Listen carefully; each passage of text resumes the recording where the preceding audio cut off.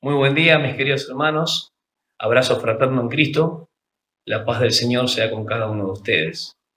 Como siempre, estamos y nos convoca su Espíritu alrededor de la palabra, por la cual crecemos, la cual nutre nuestras vidas, nos alimenta, nos sustenta, nos sostiene y nos enseña a no hacer lo que el Señor no nos pide y a hacer lo que Él nos exige.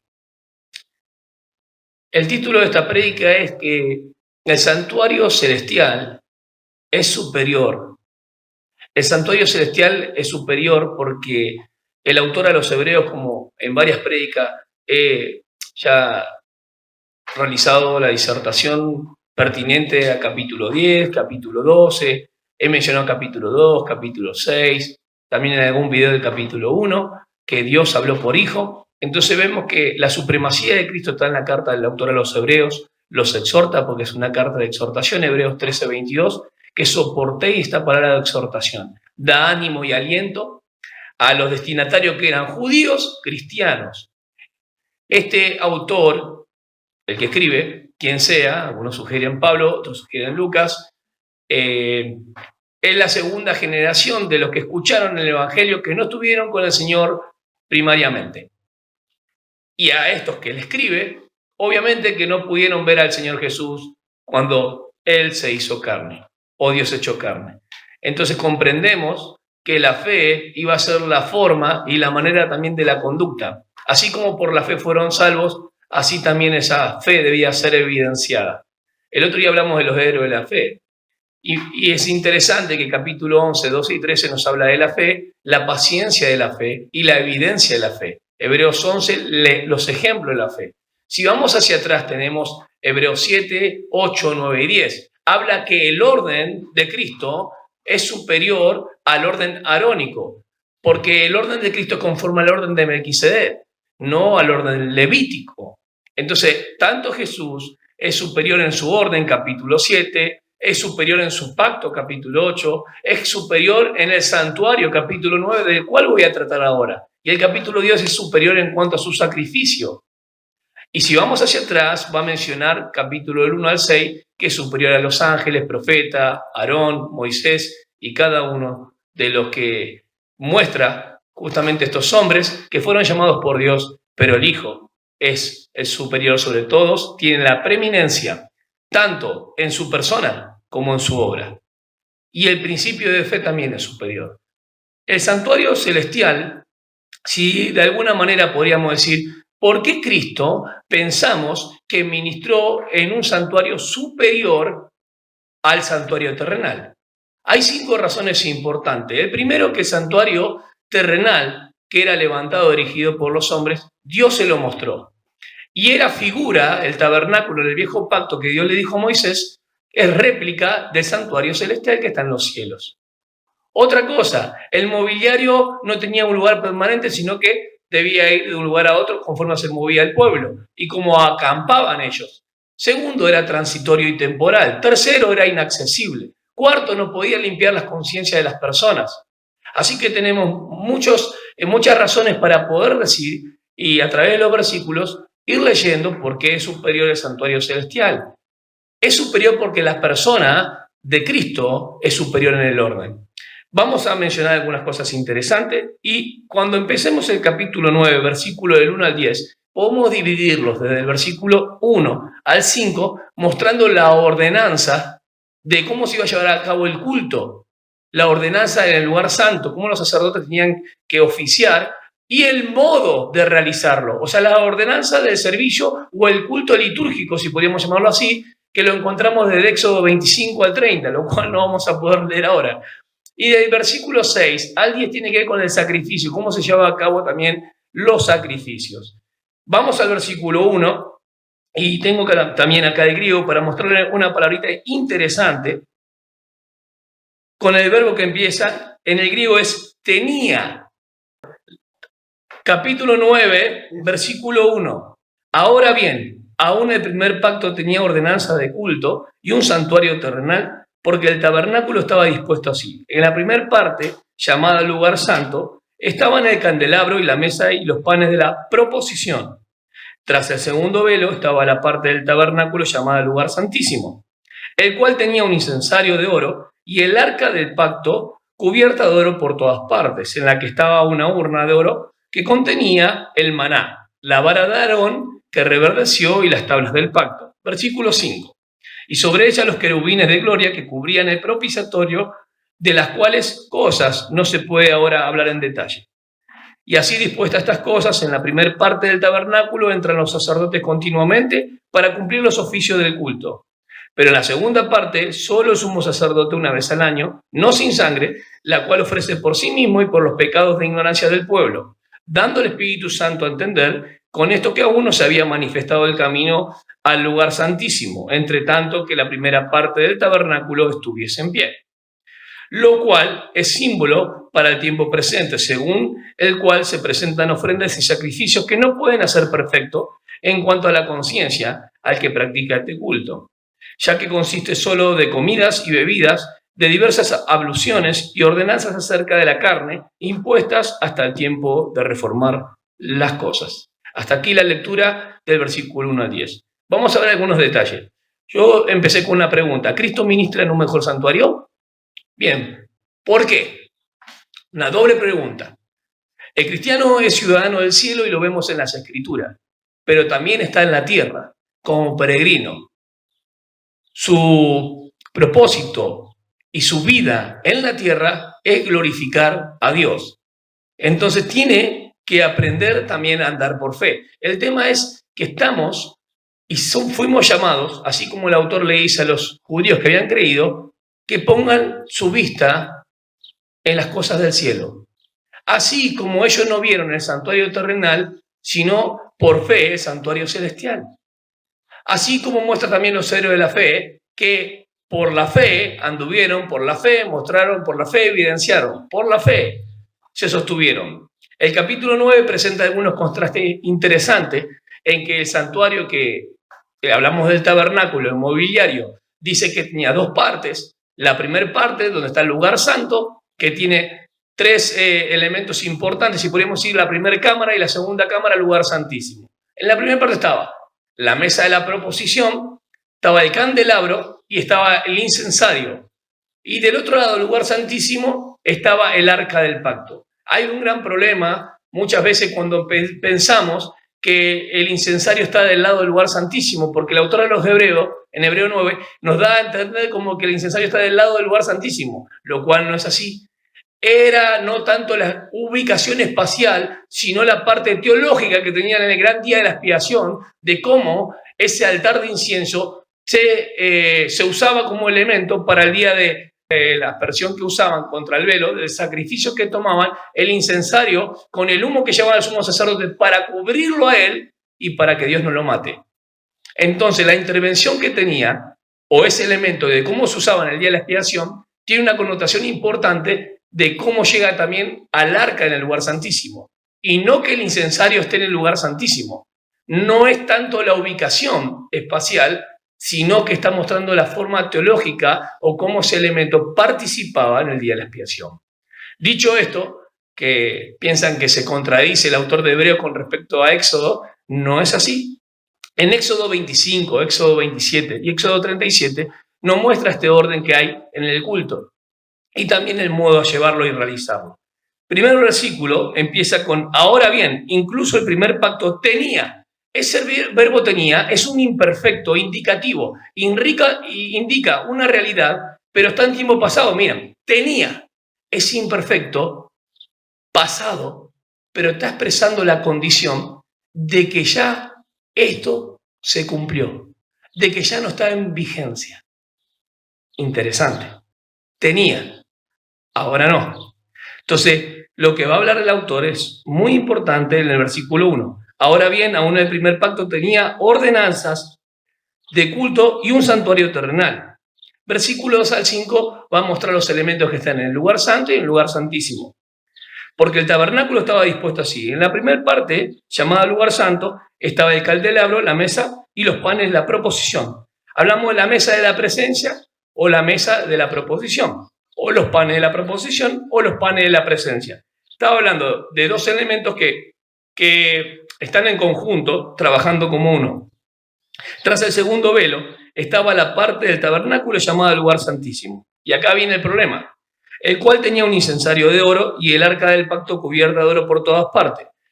Pareciera que el autor está dando a entender que el altar de incienso está en el lugar santísimo, lo cual no es así. Está hablando que el altar cumple una función vital en el gran día de la expiación, porque está hablando del santuario y cómo se lleva a cabo después los sacrificios cuando el sumo sacerdote entra a ese lugar una vez por año.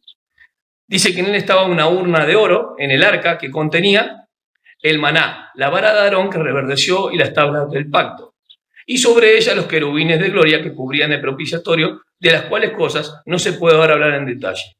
Y al igual que el autor de los Hebreos, yo afirmo tampoco que no podemos hablar todo en detalle. Algunas cosas que tenemos que notar. Era un santuario terrenal. En el versículo 1 dice que el primer tenía ordenanzas de culto y un santuario terrenal. ¿Y cómo sé esto? Primero, fue levantado por los hombres, versículo 11. Pero estando ya presente Cristo, como sacerdote de los bienes venideros, por el más amplio y más perfecto tabernáculo, no hecho de manos, es decir, no de esta creación. Fue hecho con materiales de la creación, primer punto importante. Hebreos 8.2 dice que fue levantado por el hombre, ministrando del santuario de aquel verdadero tabernáculo que levantó el Señor, y no el hombre. Segundo punto importante. El tercero estaba en la tierra. El cuarto punto es que precisaba reparación. Quinto punto, los judíos tenían que desarmarlo y armarlo de nuevo cada vez que se mudaban de un lugar a otro. No eran sedentarios, justamente, Dios los iba llevando de un lugar a otro. El tabernáculo pertenecía a la nación de Israel y no al resto del mundo. Ahora, esa es la primera razón importante. Era terrenal, fue levantado por el hombre, Dios se lo mostró a Moisés, usó recursos materiales de la creación, ¿sí? Era algo que se movía de un lugar a otro, tenía que repararse y toda esa primera razón. Pero la segunda razón era que era figura y sombra. Porque el tabernáculo estaba dispuesto así y empieza a contar los elementos. Tiene que ver con el versículo del 2 al 5. Porque el tabernáculo estaba dispuesto así. En la primera parte, llamada lugar santo, estaban el candelabro, la mesa y los panes de la proposición. Tras el segundo velo estaba la parte del tabernáculo llamada lugar santísimo, el cual tenía un incensario de oro y el arca del pacto cubierta de oro por todas partes, en la que estaba una urna de oro que contenía el maná, la vara de Aarón que reverdeció y las tablas del pacto, y sobre ella los querubines de gloria que cubrían el propiciatorio, de las cuales cosas no se pueden ahora hablar en detalle. Todo esto era la primera parte y la segunda parte, los elementos, pero también habla de que era figura y sombra de las cosas celestiales. La segunda razón es que era figura y sombra de las cosas celestiales, como mencioné del versículo 2 al 5. El escritor nombra los objetos inmuebles que estaban en la primera parte, el lugar santo y el lugar santísimo. A veces cuando se estudia el libro de los Hebreos y se toma también Levítico y Éxodo 25, se desordenan un poco los aspectos o las cualidades que tenían los sacerdotes. Los sacerdotes solamente oficiaban en la primera parte del lugar santo. ¿Qué hacían los sacerdotes? Bueno, cada día de reposo, cada sábado, ellos tenían que cambiar los panes. Los panes de la mesa, que estaban arriba de la mesa de la proposición, esos panes eran de la presencia de Dios, los cuales los panes viejos los comían ellos y renovaban con panes frescos. Un aspecto importante. El segundo era que el candelabro, que era menorá, donde era la luz que tenía lugar santo. Afuera estaba la luz del sol, ahí estaba la luz de la menorá, y adentro del lugar santísimo estaba la Shekinah, la presencia y la gloria misma de Dios. Si tuviésemos que hacer unos paralelos, es interesante. Solamente que el candelabro, o el candelero, como quieran decirse, ahora entendemos que ellos tenían que mantener la luz todo el tiempo en el lugar santo, porque era lo único que daba luz a esa cámara, a esa primer parte. Entonces, por la tarde tenían que mantener esa luz. Sabemos que había que cambiar, sacar con un despabilar, sacar el tema que el aceite tiene que fluir y para que cada uno de los conductos esté destapado, todo lo que tienen que hacer los sacerdotes para mantener la luz en ese lugar. Y el tercer punto importante era que el incensario de oro siempre tenía que haber aroma, tanto a la mañana como a la tarde, el incensario. Tres cosas que hacían los sacerdotes, tanto de mañana y de tarde en cuanto al incensario. Ellos tenían que hacer sacrificio todos los días por los pecados cometidos del pueblo tenía que llevar conforme a su pecado la víctima, o también ofrendas y demás. Ahora, los sacerdotes lo hacían de mañana, matutino y vespertino. Cuando hablamos de la otra cámara o la otra parte, después del velo, estamos hablando del lugar santísimo, donde solamente el sumo sacerdote, que era el más grande de los sacerdotes, que era el sumo sacerdote, el jefe, podríamos decirlo, en este caso del orden de Aarón, de la familia de Leví, entraba una sola vez al año, y en la fiesta de Yom Kippur tenía una repercusión muy grande en todo lo que era el pueblo de Israel. Toda la gente esperaba afuera porque era el gran día de la expiación, entendiendo que los sacrificios de los animales no puede quitar el pecado, sino solamente cubrían. De hecho, los sacrificios que hacían cada día por los pecados cometidos y oficiaban los sacerdotes en la primera parte, matutino y vespertino, solamente cubrían. ¿Qué pasa? Que no podían estar limpios totalmente de su conciencia. Ahora entendemos que el sumo sacerdote entraba con sangre ajena de una víctima, no solamente por los del pueblo, sino por él mismo. Los dos oficios que hacía el sumo sacerdote, era interceder y sacrificio. El sacrificio también era por él mismo, porque era pecador y no podía jactarse delante de los demás, los cuales también estaban sujetos a debilidad, como lo dice la palabra. Y el segundo, interceder por el pueblo, también por él y por su familia.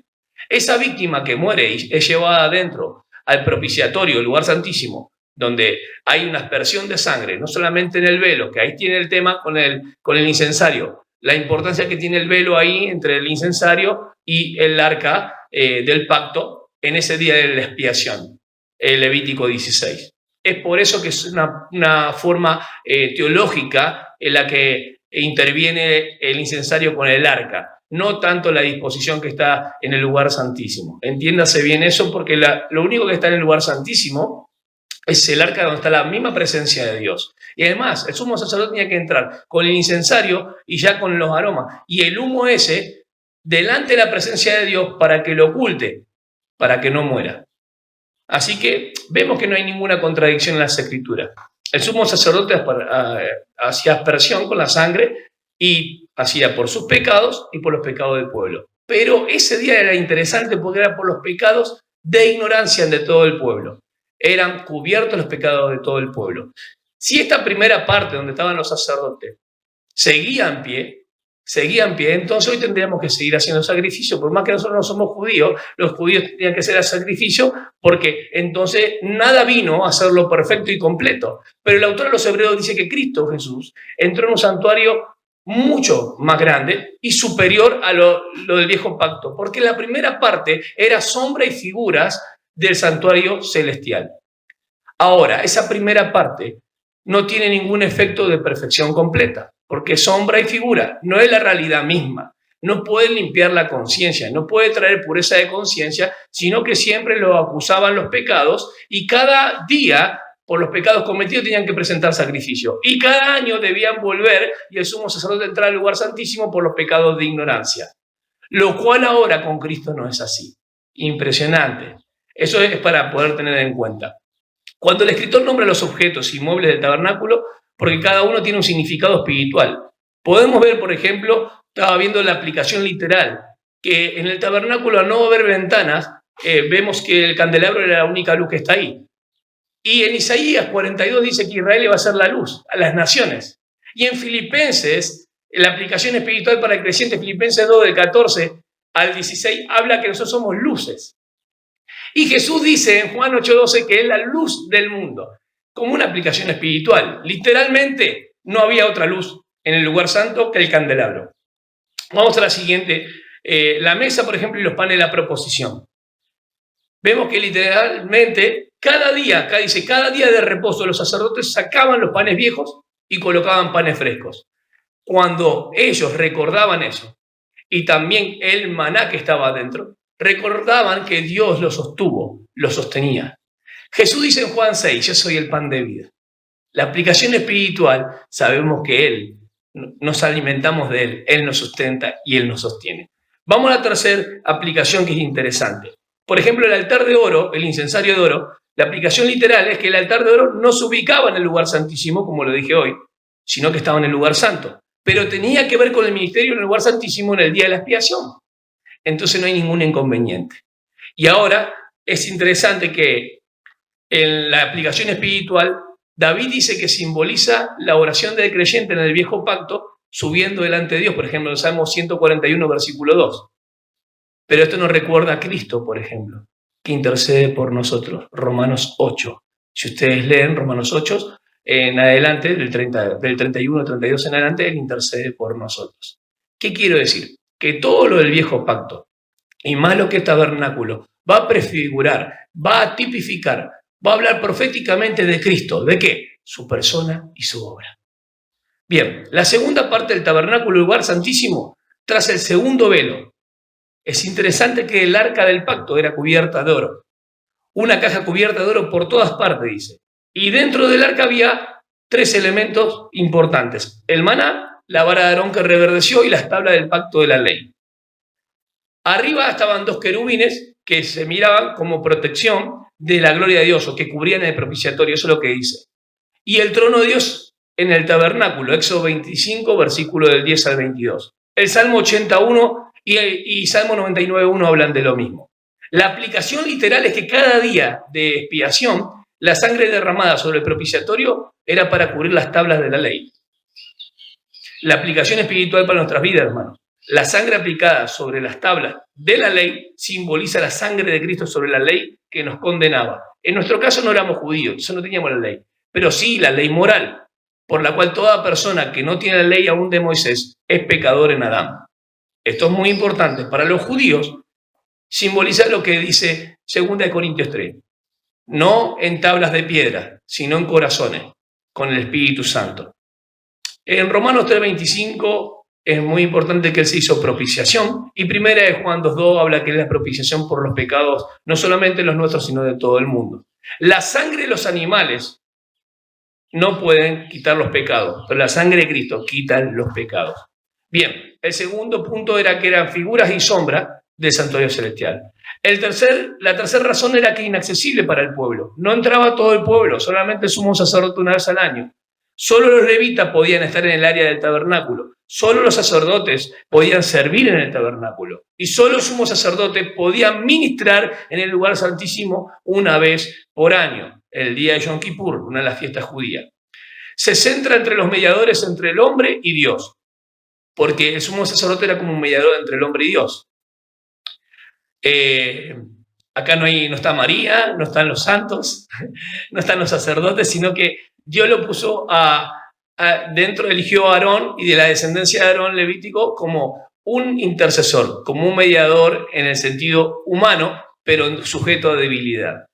Hay una gran diferencia. No se puede orar sin tener la ayuda de los santos o de María, ¿no? Dicen algunos.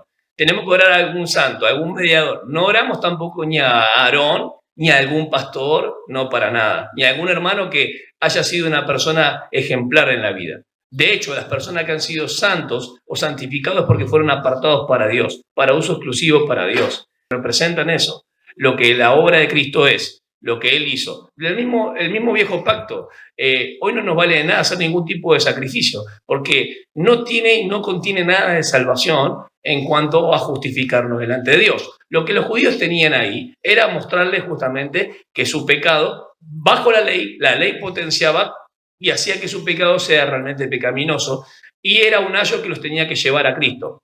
La ley y los profetas señalaban a Cristo, por eso es sombra y figuras de lo que había de venir. El pueblo no podía entrar todo, sino solamente el sumo sacerdote una vez al año.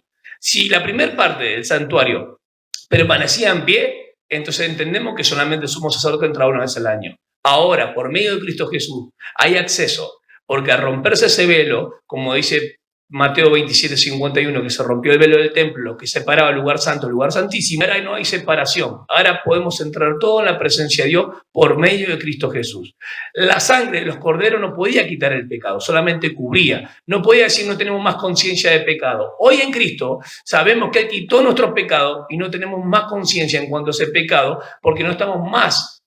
Sí cometemos pecado, pero no tenemos más pecado delante de Dios porque Cristo los cargó.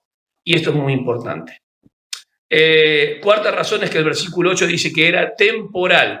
El velo en el patio exterior separaba el pueblo al lugar santo, porque estaba el velo exterior donde se entraba al lugar santo y había otro velo que se entraba al lugar santísimo. Son 2 cámaras con 2 velos de división. Una hacia la que iba hacia el lugar del atrio afuera donde se hacía el sacrificio, en el altar de bronce. Ese velo separaba de la parte de los gentiles y demás. Y el otro velo interior era el que separaba el lugar santo del lugar santísimo. Entonces el velo del patio exterior separaba al pueblo, ¿sí?, de lo que es el lugar santo. Cuando Cristo murió en la cruz, el santuario viejo dejó de servir. Por eso el verbo es tenía. Y en griego, yo dije que es un imperfecto indicativo mostrando una realidad. Así que eso ya no tiene vigencia. De hecho, cuando Jesús venga a su segunda venida, los sacrificios que se hacen son memoriales por la obra ya efectuada en la cruz. Que muchos no lo pueden entender esto, pero es así. Como la obra del viejo pacto era en perspectiva por aquel que iba a venir, ahora las obras que se harán son ceremoniales en retrospectiva por lo que él ya hizo. Un punto importante es cuando el velo del templo se rasgó, simboliza justamente ahora para nosotros, para el creyente, no solamente para los judíos, que hay acceso ilimitado a la presencia de Dios, por medio justamente de la sangre de Cristo. Por eso decimos que el santuario celestial es superior, porque Cristo es mayor, no solamente en su orden, mayor y superior en su pacto, sino también en el santuario. No podía cambiar el corazón el viejo pacto. Quinta razón, porque no podía purificar su conciencia. Los sacrificios del viejo pacto no hicieron a nadie perfecto, hermano. A nadie perfecto. Ni le cambiaron el corazón en el sentido de transformarlos o hacerlos perfectos delante de Dios donde no tenga ninguna acusación en contra de su pecado. No, siempre en cada momento cuando pecaba venía la acusación, porque no había quitado su culpa, solamente cubría, hasta que venía el sacrificio perfecto. Y esto cuesta a veces entender. Cubrieron los pecados según la ley, pero no los limpiaron. Acuérdense de 1 Juan 2, 1, 2. Él es la propiciación por nuestros pecados, no solamente por los nuestros, sino de todo el mundo. Si algún hermano ha fallado, ha cometido algún pecado, no tiene más pecado delante de Dios. Ha cometido algún pecado, alguna falta literal, alguna caída, tiene a Cristo, abogado e intercesor. Hay acceso, hermanos, para todos a la presencia de Dios, sin excepción de personas de aquellos que creen, tanto judíos como griegos, tanto pobres como ricos, tanto libres como esclavos, por medio de la sangre de Cristo. Cuando hablamos de los sacrificios del viejo pacto, que no hicieron a nadie perfecto, ni le cambiaron el corazón en este sentido, porque tenían consideratoria de pecado, sabemos que bajo la ley cubrieron los pecados, pero no la ley no podía, bajo la ley, la persona que desobedecía, aparte había un pecado muy interesante, cuando se levantaba delante de Dios con mano alzada, morían irremisiblemente, que en algún momento lo vamos a hablar. Pero no lo limpiaron. Las buenas obras, ni la religión, ni las ceremonias, ni la tradición, ni las costumbres pueden salvar el alma. Entendemos esto, solamente la sangre de Cristo. Por eso el capítulo 9, versículo 11 en adelante dice que ahora está Cristo presente. El santuario celestial es superior y el santuario terrenal es inferior porque Cristo está. Porque Cristo, según el orden de Melquisedec, es superior en su persona y su obra. Lo que la sangre de los machos cabrío y cordero no pudieron hacer, Cristo lo hizo posible. Lo que el sumo sacerdote tiene que hacer una vez por año, y solamente no por los pecados de los demás, sino por él mismo, ahora Cristo lo hizo por todos. Cristo sin pecado tomó nuestro lugar, no teniendo pecado y no haciendo pecado, porque estaba demostrando que él no podía pecar, porque era impecable. Entró a los cielos, no con sangre ajena, como el sumo sacerdote, sino como el precursor que abrió el camino con su propia sangre, cumpliendo los dos oficios interesantes. El sumo sacerdote tenía que ofrecer sacrificios por los del pueblo y por él mismo, e interceder por el pueblo para que Dios dé y otorgue perdón al pueblo. Cristo entró por medio de su sangre, siendo sacrificio, y a través de esa obra completa. Hoy está a la diestra de Dios e intercede por nosotros, porque ha mostrado el camino. Y quiero mencionarte un versículo que me llamó poderosamente la atención. En el mismo Hebreo, cuando estaba estudiando este pasaje, a veces lo leemos rápido, el versículo 8, dice que esta segunda parte de cómo se llevaba a cabo los sacrificios, dice, dando al Espíritu a entender con esto, que aún no se había manifestado el camino al lugar santísimo, entre tanto que la primera parte del tabernáculo estuviese de o en pie.